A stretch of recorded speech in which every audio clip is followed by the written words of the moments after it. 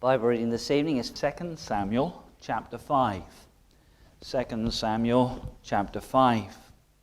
For those of you used to us following this through, we've gone right through 1 Samuel, and because 1 and 2 Samuel really are the same book together in that they tell the same account, we've followed through into this second chapter, and in chapter 5 we find a summary of David's establishment, God establishing David as king of Israel.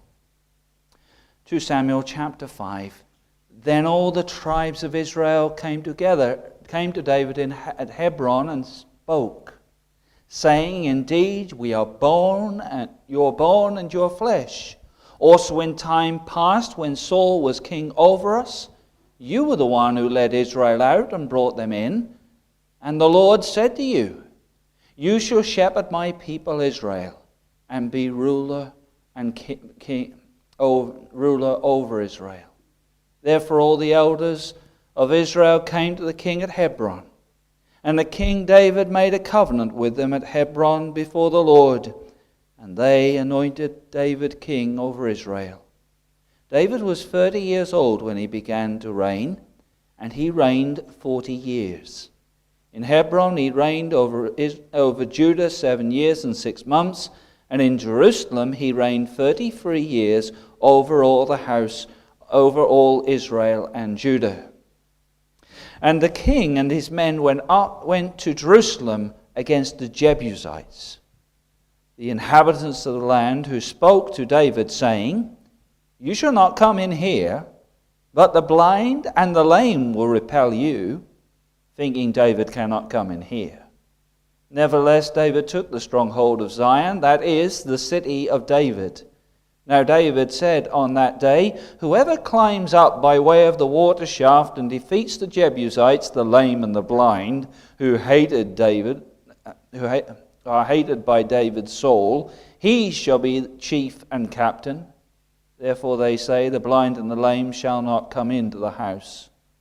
Then David dwelt in the stronghold, and called it the city of David.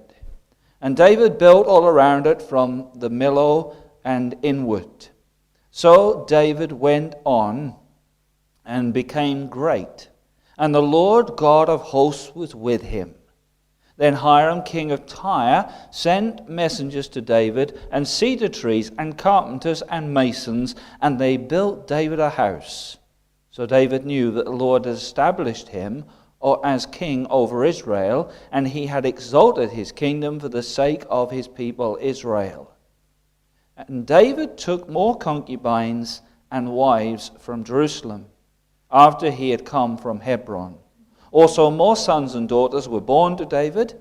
Now these are the names of those who were born to him in Jerusalem: Shuma, Shobat, Nathan, Solomon, Ifhar, Elishu, Nepheg, Japhia, Elishama, Eliada, and Eliphet. Now when the Philistines heard that they had anointed David king over Israel, all the Philistines went up to search for David. And David heard of it, and went down to the stronghold. Then the Philistines also went and deployed themselves in the valley of Rephaim. So David inquired of the Lord, saying, Shall I go up against the Philistines? Will you deliver them into my hand? The Lord said to David, Go up, for I will doubtless deliver the Philistines into your hand. So David went to Baal Perazim, and David defeated them there, and he said, The Lord has broken through my enemies before me, like a breakthrough of water. Therefore he called the name of the place Baal Perazim. And they left their images there, and David and his men carried them away. Then the Philistines went up once again, and deployed themselves in the valley of Rephaim. Therefore David inquired of the Lord, and he said, You shall not go up, circle around behind them, come upon them in front of the mulberry trees. It shall be when you hear the sound of marching in the top of the mulberry trees, then you shall advance quickly. For then the Lord will go out before you to strike the camp of the Philistines. And David did so, as the Lord had commanded him. And he drove back the Philistines from Geba as far as Gezer.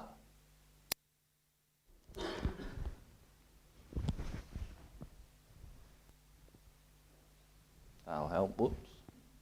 Slipping on ahead of myself. God establishes his people. As you find there, we commence at the beginning of this chapter. Then all the tribes of Israel came to David. To set the scene for those of you catching up with us, or to remind those of us who have had a busy week and maybe forgotten, there are two men's deaths that mark chapter 4. Their names were Ishbosheth and Abner. I put them in that order, though their deaths were the reverse, because Ishbosheth was the king, and Abner he was more the power of the throne beside him. And these two men died. The significance of their deaths opens up the way for David to become king, because Ishbosheth and Abner were rulers over Israel. That is the 10 tribes, 11 tribes other than Judah. Although Benjamin was a bit split at times between the two. Nevertheless, that's the situation. Now this situation has come. The two men are out of the way. David is the obvious man to be king, but there is a problem.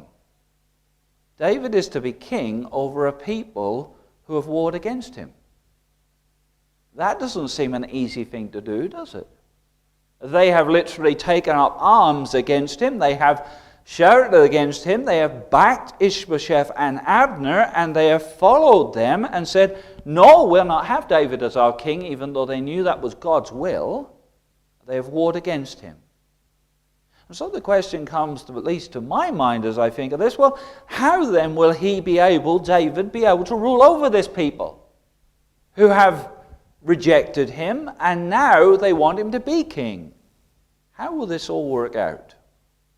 And chapter 5 of 2 Samuel shows us this in a summary form, as God establishes David as his king of Israel. It's God who is the power behind David's throne, not Abner, as he was behind Ishbosheth, but God. God has brought David this far, and God will take David on. And so we have this summary.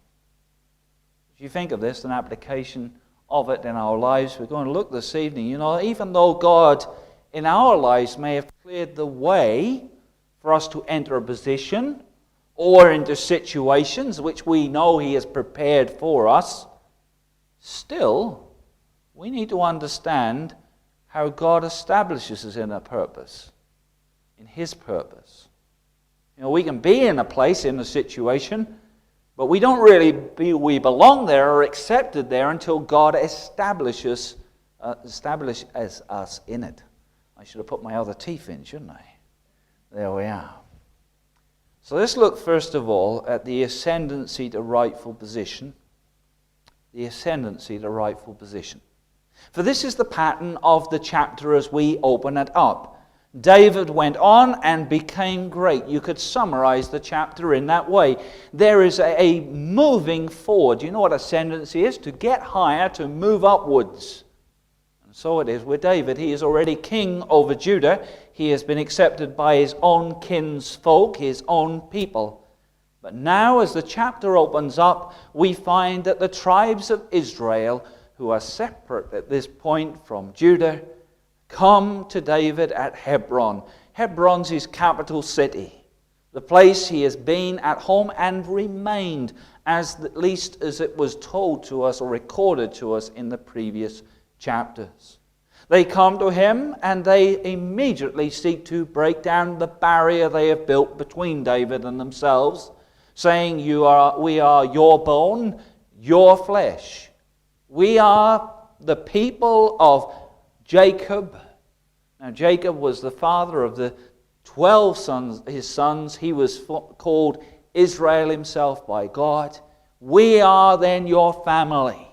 We are your relatives. We are like you. So you can't hate us. Let's tear down the barrier. Also, they say and realize, God was with you. When you went out in battle, we went out in battle. You were the one who brought us back. And they remembered. They don't quote that song that was so famous for David. You know, Saul has slain his thousands, but David is tens of thousands. That song is going by the by these days. But nevertheless, you are the one, and you will shepherd my people, and we want you to be king. We want you to be king. Israel is willing to accept this on the basis not only is this the best plan of action, but this is God's will. It was God who had spoken to David and said, you will shepherd my people Israel. And we are coming to accept this. That's quite an ascendancy for David, isn't it? He had been rejected as that one. They knew these words long ago, but they had been rubbed out of their mind. Abner said, no, come on, we can get behind Ishbosheth. We can sort this out. But now firstly we find that David now is crowned king rightfully. They have recognized God's will. As the chapter moves on then, David makes a clear decision. It may not seem obvious to us on printed page, but if you were to look at the map and see what David was doing here, it is a very wise decision. We shouldn't be surprised at the wisdom of David, given he had a wise son as well, who asked wisdom from God, having seen it most probably in his father. He saw a need to move his capital city out from the midst of Judah, that is to its fringe, and bring it central to all of God's people. And the most obvious place to head was this place, Jerusalem.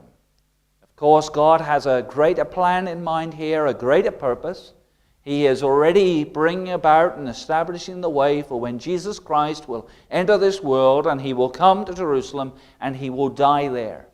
But in this moment of history, David's heart, David's mind is not thinking at that point. He is thinking of being central to his people. As David comes there, he meets the Jebusites. And these people had been promised long ago by God that they would be taken away out of that city. Abraham had been told that they would be judged for their sins, and God would remove them. And so as David comes there, he has confidence in God. He believes and knows that God will take these people out of that city. This is the place that God wants him to be, and sure enough it is. They were not able to repel him. Now this phrase here they use, I should just mention it, that the blind and the lame will repel you, they say. It is using figurative language to speak of the weaker people of the city. But David in turn turns that on them to speak of themselves as a whole, not just the lame and the blind as we would see them physically, but to speak of them as a whole because they are lame and blind in regard to understanding who God is, knowing him. And he speaks that these people should not come, these Jebusites should not come into the house. It is not that the lame or the blind should not enter such a place, enter into that city, because we find in another chapter, it is David who brings Mephibosheth, a lame man, to his table. But it is the crying of them. So David takes this city. It is his captain Joab who goes up that water shaft into the city. The walls of the city were seemingly impregnable, but there is always a weak spot in this city because there's no natural source of water within its walls, and so water has to be brought into it.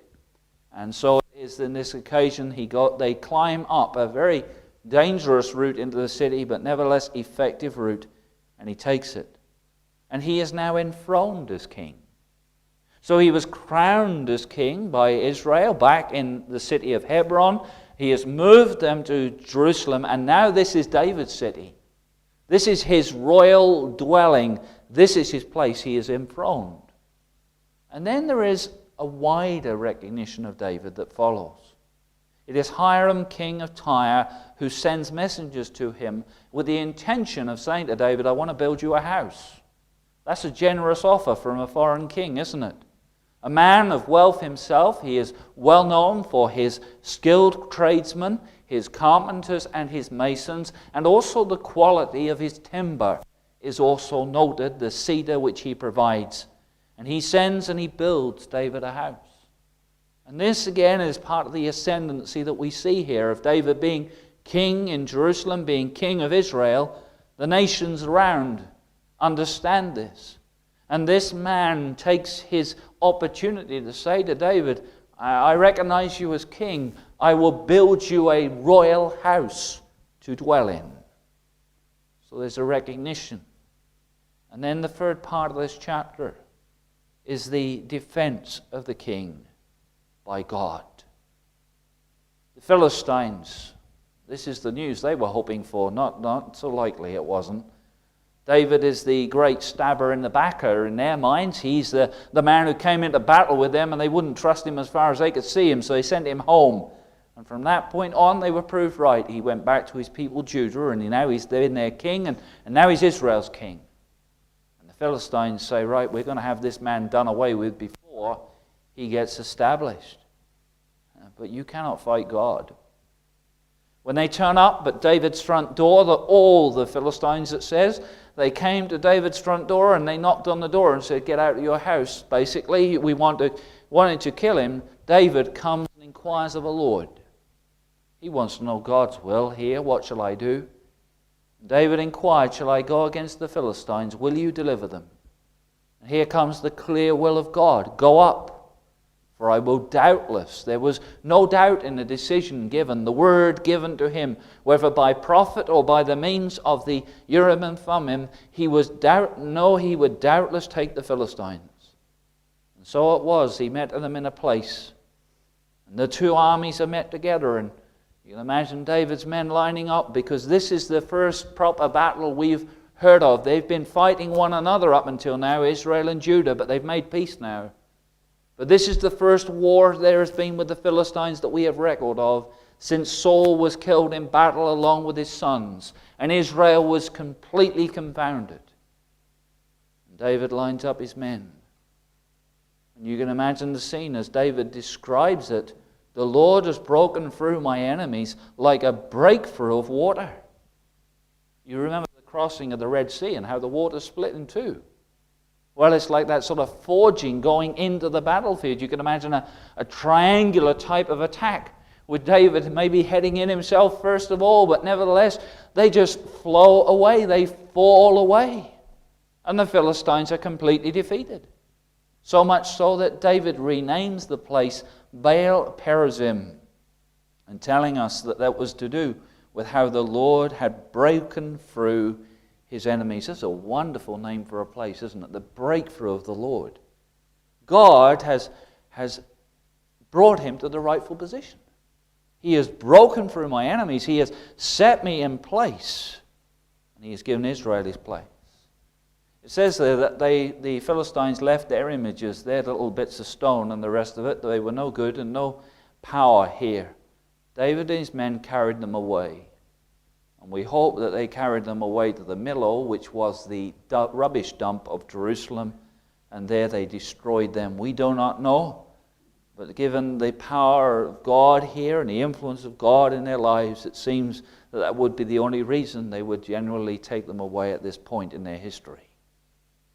Then we find the Philistines have not had enough yet. That's just a one-off. They can't go like that. And so the Philistines come up once again. And this time, David inquires of the Lord. And the Lord says, no, you will not go up. Don't go and face them again. I want you to go around the back of them. I want you to come up in front of some mulberry trees, and you just wait there. And when you hear the sound of the marching of the tops of the trees, then you will advance quickly, for then you and the Lord will go out before you and strike the camp. God is going to go and fight before him. And we see the effectiveness of this because it is not just from Geba to Gezer that he chases them. He chases them first from the battlefield in Baal Perazim to the place which seems to be where the Philistine kingdom now stretched to, Geba, and he drove them back as far as Gezer. The Philistines are aware that God is fighting David's battles for him. God drove him back. So in the ascendancy of the rightful person, we have seen David crowned, now fully king of Israel. He is enthroned in Jerusalem as its capital city. He is recognized as king by those kingdoms around him, who even send and build a place for him. And then the great power of the age is defeated before him and driven back. God has established David by the ascendancy to a rightful position. But underlying all of this is, secondly, the supremacy of a resource power. The Lord has broken through. David's supremacy didn't come from his own wit and ability, though he was indeed a good fighter and a man able to lead troops. They trusted in him. No, the supremacy of his power, which people saw and recognized that God wanted him as king and God was establishing him as king, came from the fact that God was resourcing his power. I mean, other men tried to rule and take their place, and they got stabbed in the back by their mates and their friends and those around them because they think they could take their place. But David is established in such a way that people know that there is someone else behind him. Israel recognized it. They recognized the supremacy of David's resource power, and they feared him. Let's not say that they sort of suddenly came to reasonable terms. There was a fear of David. God has done away with his enemies. Abner and Ishbosheth are dead. And if we're not careful, us leaders of Israel will soon be like it. David, they knew in time past, God had said to them, "He will shepherd my people and rule over Israel." And the elders therefore came. They came because God was with him. And they were afraid. In a rightful way, they should have been afraid of God. God's choice of him. They were also, we find here, that history has remembered David's supremacy. In verse 10 of chapter 5, David went on to become great, and the Lord of hosts was with him. My dear friend, if I had such an epitaph as that would be great. And it would be for you too, wouldn't it? God has established this man. He has become great as God has been with him. The Lord of hosts, that term is not very familiar to us maybe. It's the Lord of armies. You remember the picture of the Old Testament? Elisha is captured within a city. He is all alone with his servant, and an army is surrounding him, and his servant said, "We're done for." And Elisha says, "Open the eyes of my servant." He lifts up his eyes again, and he sees the armies of God. The hills are on fire with the armies of God. There are more for us than against us. Well, this was the case with David. The Lord of hosts was with him. Look at the Philistines. They're running in all directions. Why? The Lord of hosts is fighting for him. David was also aware of the supremacy of his own resource power. David is not a man to walk around at this point proud and arrogant and saying, "I am the king of Israel." No, David knew, says verse 12, that the Lord had established him king over Israel. He'd been waiting for this a long time. He had had glimpses of it from time to time and thought it might be near, and it hadn't been. But now it was here. The Lord had established him king over Israel, and he had exalted his kingdom. Listen, God had exalted his kingdom for the sake of his people Israel. David, you're not king because you're a great bloke. You're a wonderful man.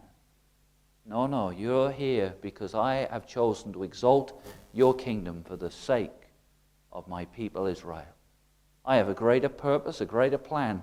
Your supremacy is a result of my will, my power, and of what I am doing.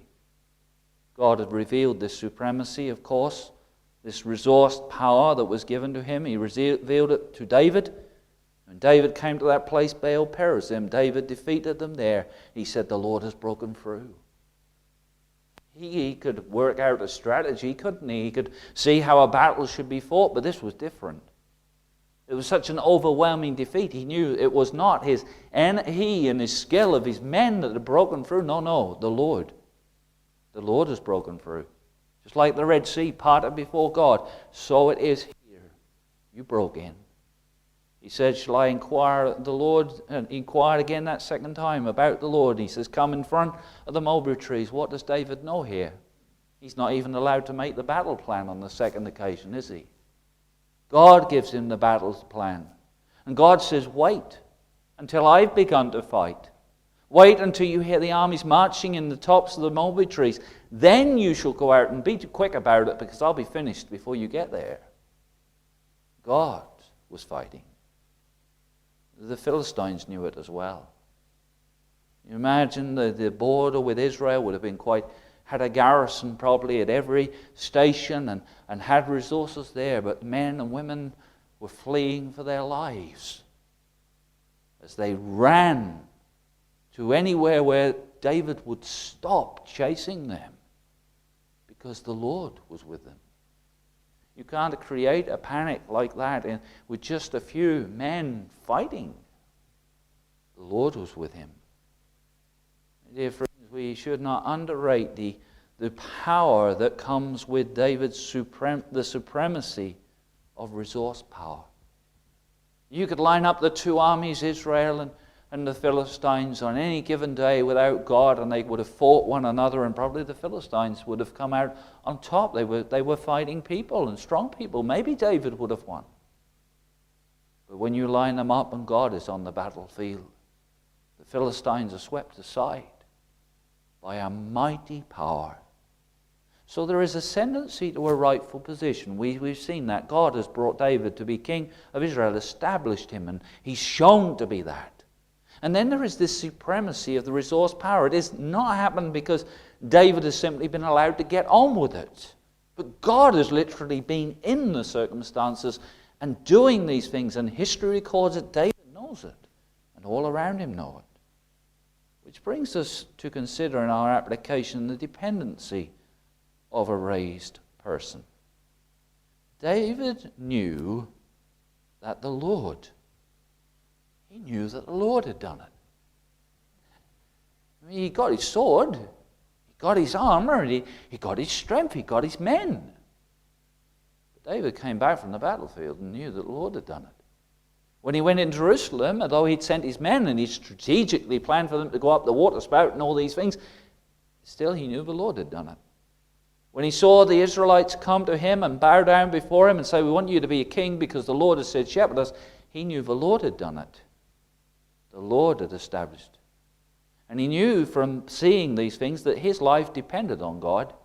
Now he knew this in part in the past, didn't he? Because Saul's life had been swept away because he had disobeyed God. He had not walked with God. He'd had opportunity. He hadn't done it. But he also saw it in his own practical life. God has established him. As God established him, David learned the person established by God must be dependent on God. So let's consider that for a moment. God has made some of us parents. Did you consider this? But we need God to establish us as parents.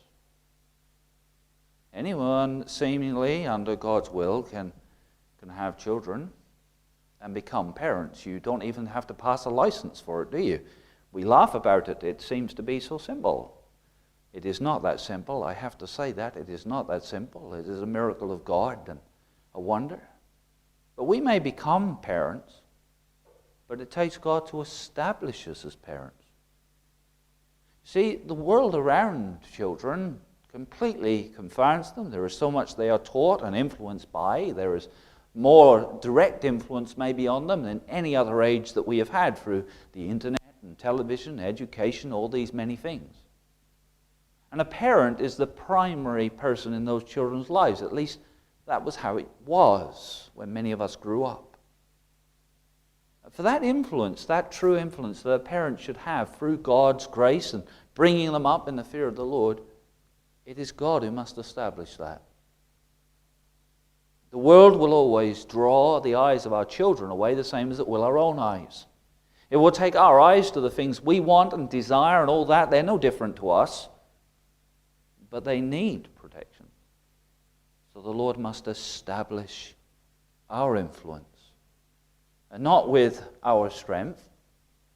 Although it says not to spoil the child, we shouldn't spare discipline in the right way, the proper way. But we cannot enforce this establishment. It must be given of God. given by them seeing that God is with us. And God is speaking through us. And God is caring for them through us. And God is loving and protecting them through us. Therefore, it must be God. We are dependent as parents, then we are to be dependent as parents, as much as David was to be dependent as king of Israel, for God to establish us as parents. Let's consider God has given some of us employment. Well, he's given all of us employment in one way or the other. There's not such thing as retirement, really, as there is always something to be done and something in life.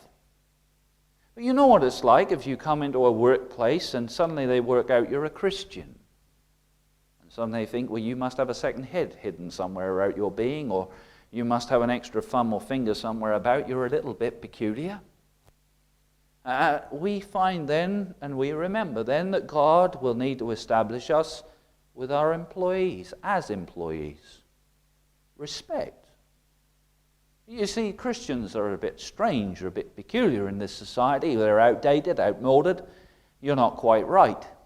You're killjoys. You want to ruin all our fun and all these things. You don't agree with what we do on a Friday night and all that other stuff. And we have no respect among our colleagues naturally. But God is able to establish us as employees. When we simply live our lives according to his standards and seek to live them out aright, it is God who is able to give us respect, proper respect among them, not because we deal with them harshly or unkindly or are seeking to show off our own abilities, but because we genuinely care, we genuinely work, and, well, we're genuine Christians. It's God who can establish us as employees, as people working like other people in this world. Yet God is with us. It's not just something we've fallen into to be a Christian. We're not peculiar and odd in that sense, although we are a peculiar people in the Lord. Also, God has provided us education, and we need God to establish us as students. Think of our children going to school, and they go to school, and suddenly it comes out, well, your parents go to church. You go to church. Oh, that's not proper, you know. I mean, what do you believe about creation? No, evolution. You believe God created the world 6 days? And you come up against education, and suddenly you're considered to be stupid and silly. You can't believe that. You believe Jesus entered the world, and God became a man, and you believe that. Dear friends, as we sit and we are educated, we need God to establish us that we are students. We have nothing to fear as Christians from genuine learning. We do not fear genuine, real science. We do not fear genuine, real mathematics, English, and all these other things a person may learn to their benefit and to their help. We are serious about it. We want to, as those who studied of old, to think God's thoughts after him. We want to understand God's world, God's creation, and the beauty of the things he has made. We need God to establish us as serious students. We are not silly people. We do not want to be stupid in our learning. We do not just take the words of what is said in the Bible and say, oh, I believe it because, well, I've read it there. No, we have looked at it. We have considered it. We are real. How is this possible? God establishes us. Now you speak to some of our dear friends here, and I think of dear Jack, who is not among us tonight, but he was at work when he was at work, and oh, you know now he's Professor Jack Edwards. That sounds impressive, doesn't it? He will tell you many of his colleagues looked down on him when they heard he was a Christian. And they thought him to be nothing. He wasn't really a man of learning. He didn't really want to apply, but through the things he worked with and those he worked alongside, God established him as serious about knowledge. Let's bring this to the broader sense that involves all of us here this evening if we are Christians. God has raised us as a church. People know that as they go up and down the street. Well, most of those who look with their eyes at least. And they notice there's a sign over the top and it says Evangelical Free Church. They know it's a church. and they see us come in on a Sunday, and maybe that's the only time they notice the gates are open, they know we're a church. We're raised to the church. But it doesn't really matter to them. It doesn't really bother them. That's just a group of people who meet together on a Sunday, and well, they go about their thing, and they're there, and that doesn't really worry me. No, my dear friends, what we need is God to establish us as a church. Establish us as a body together, as a people here. Absolutely, rightly, that is exactly right. But if this church is to have any impact upon the world around us, then it is God who must establish us, isn't it? He must provide workers. He must draw people, whether it's drawing people in or drawing people through our witness as we go out. He must provide and establish effective preaching and teaching, not just preaching and teaching, that can happen, but effective preaching and teaching. If we are to be established, it is God who must do it. Whether it is in the practicalities of our lives as Christians or as the body of believers, we need, as David saw in his life, God to establish him. He saw it in the way that he ascended. It was not his planning purpose. It was God who brought him through, crowned him, throned him, brought him with recognition, and defeated his enemies before him. It was God's supremacy of his power, and it was his dependency on God that we see recorded here. It is not the praise of David. It is God's praise. But 2 Samuel 5:12 says, He has exalted His kingdom for the sake of His people Israel. Now, this ain't about me. This is about God. That's why I read those words from Psalm 115. Not unto us, O Lord, not unto us, but to your name give glory, because of your mercy, because of your truth. Dear friends, whatever you do tomorrow, whatever you're involved in, may the Lord establish you in it. May He reveal that He has placed you there, and He wants you there for His purpose, and that He is working for you. May you remain rooted and grounded in what God has established. Don't try doing it yourself again. It'll always be tempting, won't it? But let us be rooted and grounded in what God has established. Is this not the greater message of salvation? None of us save ourselves. It is what God has established in Christ that has saved us.